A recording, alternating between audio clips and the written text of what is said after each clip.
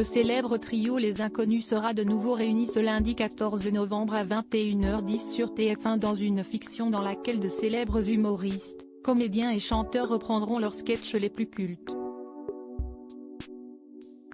L'occasion pour Didier Bourdon, Bernard Campan et Pascal Légitimu de faire leurs retrouvailles, eux qui sont également annoncés dans un prochain film qui devrait être réalisé par Yaya de Satouf.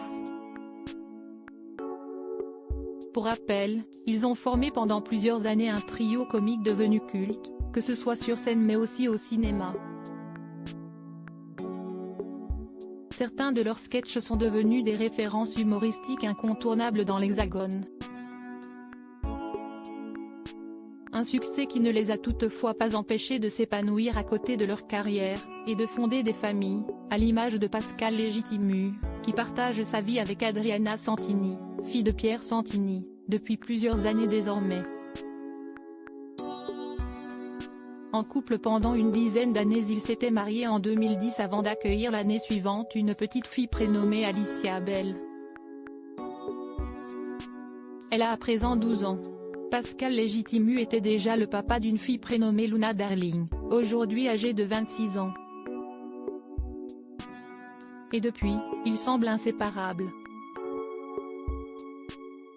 Mais avant cela, il avait formé, à la fin des années 90, un magnifique couple avec la célèbre chanteuse Pauline Esther, auteure des tubes Le Monde est fou et Oui, je l'adore. Il y a quelques années, elle s'exprimait sur sa relation passée avec l'humoriste, dans une interview accordée à la Dépêche du Midi.